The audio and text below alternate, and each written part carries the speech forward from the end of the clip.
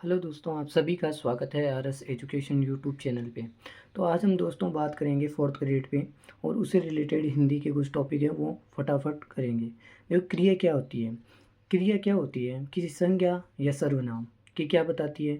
होने का महत्व बताती है, होने का कार्य बताती है, उसे क्या कहते हैं? क्रिया कहते हैं। जैसे वे शब्द जो किसी कार्य का होना दर्शाते हैं। किसके कार्य का? संज्ञा या सर्वनाम के, जैसे कर्ता के। तो सामान्य क्रिया होती है, पहले सामान्य क्रिया देखते हैं। जिस वाक्य में एक क्रिया हो उसे सामान्य क्रिया कहते हैं। वह आया, हम जाएंगे, हम खाएंगे। तो इस प्रकार से जो एक क्रिया होती है उसके लिए सामान्य क्रिया का यूज़ किया जाता है। फिर बात करते हैं संयुक्त क्रिया। संयुक्त क्रिया क्या होती है? देखिए, जिस वाक्य में दो या दो से अधिक क्रिया एक साथ आ जाती है उसे संयुक्त क्रिया कहते हैं। वह जयपुर पहुंच गया। तो यहाँ पे देखिए, वह जयपुर पहुंच गया, तो पहुंच और गया दोनों साथ में हैं। इस समय वह सो रहा होता है, तो सो रहा होता है, तो वहाँ पे क्या है? संयुक्त क्रिया है। इस प्रकार से आपको याद रखना है। वह वहाँ गया होगा, तो इस प्रकार से भी संयुक्त क्रिया है। अब इसमें क्वेश्चन यहाँ से बनेगा, प्रेरणार्थ क्रिया। अब देखो, प्रेरणार्थ का मतलब क्या है? किसी की प्रेरणा से किया गया कार्य। जैसे कर्ता एक होता है लेकिन उसकी प्रेरणा से दूसरा कर्ता कार्य करता है, तो उसे प्रेरणार्थ क्रिया कहते हैं।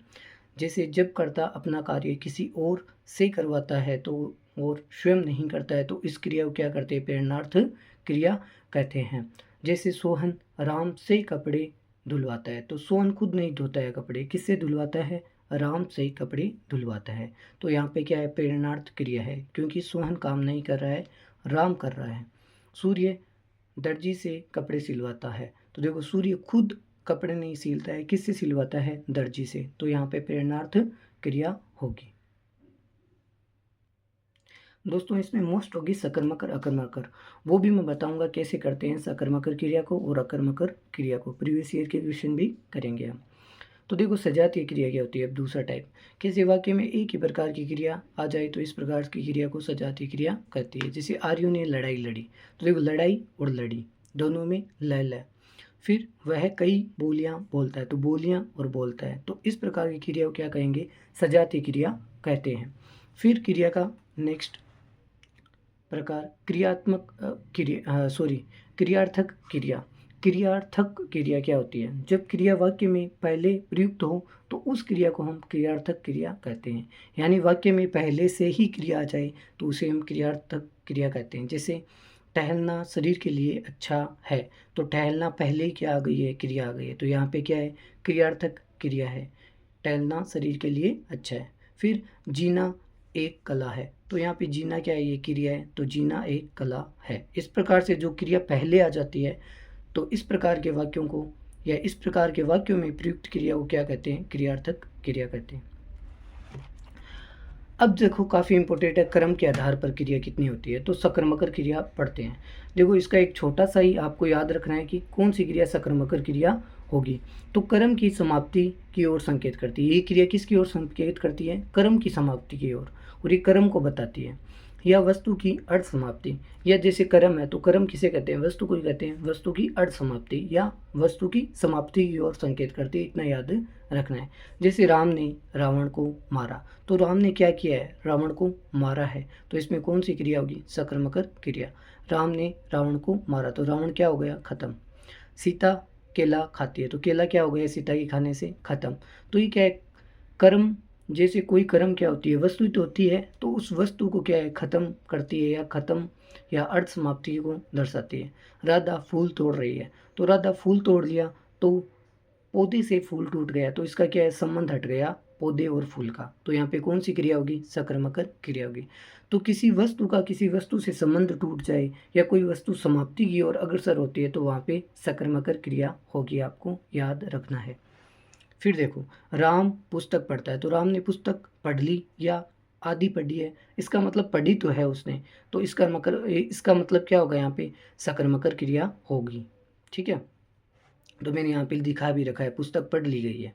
अब वो आधी पढ़े पूरी पढ़े उससे मतलब नहीं है, हमारा क्या है? कर्म हो रहा है अर्ध समाप्ति की ओर। फिर बात करते हैं अकर्मकर। अब देखो, अकर्मकर में भी क्या है? थोड़ी बहुत क्या रहती है? गड़बड़ी। अब बात करते हैं अकर्मक क्रिया। जब क्रिया का संपूर्ण भार कर्ता पर पड़ता है। अब देखो उसमें तो कर्म पर हो रहा था कि कर्म समाप्ति की ओर था। अब अकर्मक का मतलब क्या है? क्रिया का संपूर्ण भार कर्ता पे होगा। किस पे होगा? कर्ता पे। पूरा का पूरा लोड कर्ता पे आ जाता है। कर्ता ही सारा कार्य करता है, तो वह क्रिया कौन सी होती है? अकर्मक क्रिया होती है। तो हम ऐसे भी कह सकते हैं, जब किसी वाक्य में क्रिया का संपूर्ण भार कर्ता पर आ जाता है, अर्थात कर्ता ही कार्य करता है, तो क्या होती है? अकर्मक क्रिया होती है।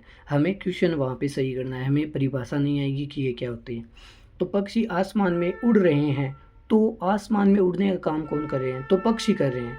पक्षी को क्या आ रहा है? लोड आ रहा है उड़ने के लिए, तो पक्षी काम कर रहे हैं, तो यहाँ पे अकर्मक क्रिया होगी। फिर नेक्स्ट एग्जाम्पल देखते हैं। बिल्ली कूद रही है। देखो यहाँ पे क्या है? बिल्ली कूद रही है, तो कूदने का काम कौन कर रही है? एक्टिविटी कौन कर रहा है इसमें? बिल्ली। तो बिल्ली को क्या आ रहा है? लोड आ रहा है, तो बिल्ली कूद रही है, तो अकर्मक क्रिया होगी इसमें। कुत्ता भौंक रहा है, तो भौंकने का काम कौन कर रहा है? कुत्ता। तो यहाँ पे क्या होगा? अकर्मक क्रिया होगी। मछली तालाब में तैर रही है, तो तालाब तो नहीं तैरा ना, मछली तैर रही है तालाब में, तो किसको लोड पड़ रहा है? मछली पे। तो मछली तालाब में तैर रही है, तो कौन सी है? अकर्मक क्रिया। ये आई हुई है PYQ क्वेश्चन है। मोहन सोता है, तो कौन सोने का काम कर रहा है? मोहन कर रहा है, मोहन को सोना है, तो लोड कौन ले रहा है? मोहन। तो मोहन क्या है? एक अकर्मक क्रिया है। राम सड़क पर दौड़ रहा है, तो दौड़ने का काम कौन कर रहा है? राम, न कि सड़क। तो राम कौन सी? तो राम इसमें क्या है? अकर्मक क्रिया है। वृक्ष हिल रहा है, तो हिलने का काम कौन रहा है? कौन कर रहा है? तो वृक्ष कर रहा है, तो कौन सी क्रिया है? अकर्मक क्रिया है। तारे आसमान में टिमटिमा रहे हैं, तो कौन टिमटिमाने का काम कर रहा है? तारे। तो यहाँ पे कौन सी क्रिया होगी? अकर्मक क्रिया। सीधा सा है, जो करता काम करता है, लोड पड़ता है जिस कर्ता पे, तो वही होगा अकर्मक क्रिया। सीता रो रही है, तो रोने का काम कौन कर रहा है? भाई सीता रो रही है, तो यहाँ पे कौन सी क्रिया होगी? अकर्मक क्रिया। अब देखो नेक्स्ट आपका लास्ट और नेक्स्ट द्विकर्मक क्रिया। ये क्या होती है? जिसमें या जिस वाक्य में दो क्रियाएं एक साथ प्रयुक्त हो। क्या हो? जिस वाक्य में दो क्रियाएं एक साथ हो।